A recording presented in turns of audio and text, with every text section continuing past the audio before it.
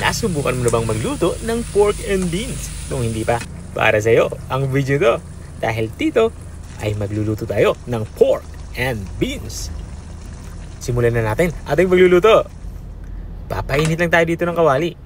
At once uminit na ito, maglagay tayo ng konting mantika. At painitin lang natin yung ating inilagay na mantika. At once uminit na yung ating inilagay na mantika, magsimula na tayo mag-isa. Naglagay na nga ako dito ng bawang. Dinikdik ko lang ito sa kahiniwan ng maliliit. Susunod ko naman itong ating sibuyas. Sa sibuyas naman ay hiniwa ko lang ito ng pahaba sa maninipis. Ang gagawin natin dito ay papalabasin natin yung aroma nito. At once ganito na itsura ng ating bawang at sibuyas, ilagay na natin itong ating pork o karning baboy. Sa karning baboy naman ay hiniwa ko lang ito ng pahaba. Gisa lang natin itong ating inilagay na baboy. Ang gusto natin ma-achieve dito ay magkulay light brown ang kulay nito. Katulad ng nakikita nyo. Pag ganito na itsura ng ating karning baboy, lagyan na natin to ng mga pampalasa para kumapit na ito dito sa ating karning baboy.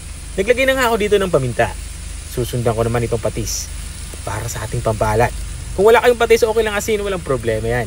At this point naman ay maglalagay na ako ng tomato sauce. Pangalawa, sa pinakamalit na pakete ng tomato sauce yung aking inilalagay dito. Inubos ko na ito. At kung andyan ka pa rin at nanonood hanggang dito sa parte ng aking video, ibig sabihin na interesado ka sa aking niluluto. Baka pwede mo na may comment kung taga saan ka para alam ko kung hanggang saan umabot ang aking video. Balik tayo dito sa ating nilulutong ulam. At this point ay naglagay na ako ng tubig. Sa tubig naman ay sapat lang para makapagpalambot nitong ating karning baboy. Naglagay na din ako dito ng isang pirasong pork cube para siguradong malasa yung ating nilulutong ulam. Takpan natin to ng mga 10 minuto. Makalipas ng 10 minuto ay binuksan ko na nga ito.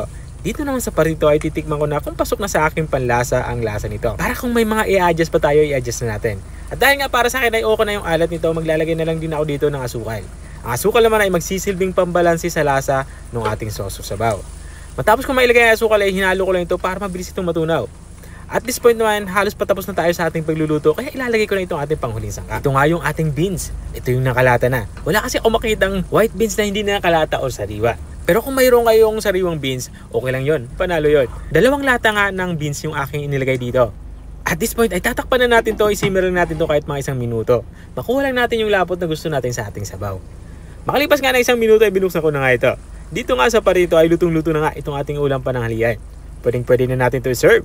Ito na nga yung ating pork and beans. Kung nakarating ka hanggang dito sa dulo ng aking video, maraming salamat sa panunood.